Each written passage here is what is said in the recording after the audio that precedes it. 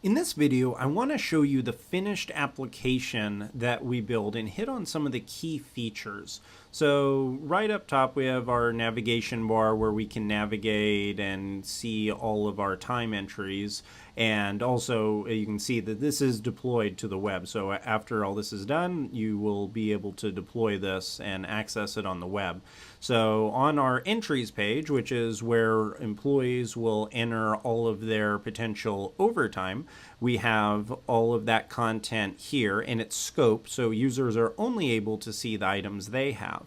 We also implement Ajax-based pagination. Notice when I click on these tabs, it goes from page to page, but nothing actually changes because it's Ajax-based, and so we can implement pagination without having to actually change pages each time, which is a really cool feature.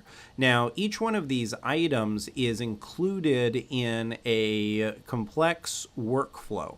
And so it's a approval workflow where overtime requests are made and then they are submitted and sent to managers to approve. As an employee, you don't have the ability to access or approve it. So we build out a very complex and comprehensive workflow that will allow managers only to be able to access these posts and be able to edit them. We also have the ability to request overtime, and also for individuals to be able to say if they confirm that they did not perform overtime or if they did, based off of what they can do on the home page. And these are actually buttons that we put code into to be able, and these are all automatically generated. So these are not hard coded in. These are being brought in from a database so that we could see, okay, this is when a action was performed, and then this will spark a custom action if it's pressed. So if I press this, it asks if this is okay. And also, as you can see right up here, we implement growl notification. So instead of the ugly notifications going across the top of the page, here we actually implement really cool JavaScript-based growl notifications that will be right there, and then they'll fade out just like that after a certain period of time. If I log out and then log in as an admin user, you'll be able to see that we have a completely different interface for admins, and it's all based off of the permission structure we build out.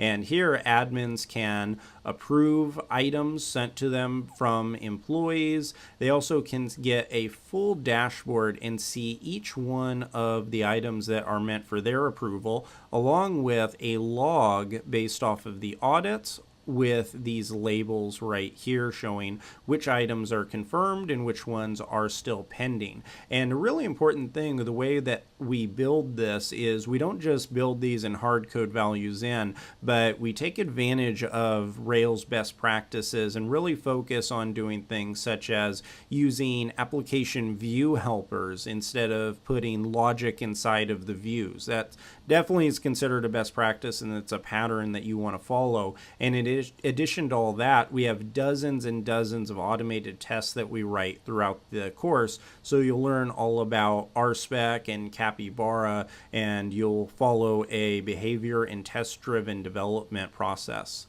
Here we have an audit log, and this is all of the time entries that have been confirmed, and you can see that we have the ability to see with a color coding if they're confirmed or if they're pending. All of this is dynamic. These labels are in a generator that we have.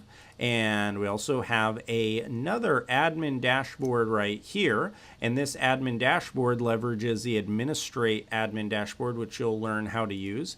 And you can access posts. You can create admin users or employee users. So we have multiple types of users, and you're going to learn about single table inheritance, also called STI, which is a advanced Rails system for being able to scope different types of users based off of the features that you want to give them. And then you can come back to the main dashboard, and in addition to all of this, we also have the ability, or in the course we implement the ability to send text messages. So I'm going to pull up one of those, And you can see right here that these are the text messages, and we build these into a scheduling system that runs in the background, and each one of these messages is generated and sent from the server. So we connect with the Twilio API and we send, based off of a custom task that we create, this text out, and this will be sent to each one of the employees in the system. And we also do the same thing with emails for managers. So managers will get an email with each one of the items they need to approve on a batch basis, and then employees once a week will be sent one of those text messages asking them to log in and enter in their time. I think it's a great example of a project, and it's a real world project. A client hired me to build this one for them so that they can stay within the law for managing their personnel records, and it's something that I was tasked to build in real life. So you very well, if you're learning Rails and you want to work as a freelancer, or if you're working for a client, you're probably going to be tasked to build something similar to this. And hopefully, even if the features aren't identical, the way that I go about it, and I show you how I research topics, and I show you how I find the best way of doing things, and my process for debugging and things like that are all included in the course. So this is what you will have when you're done with it. And in addition to that, you're going to also have all of the source code.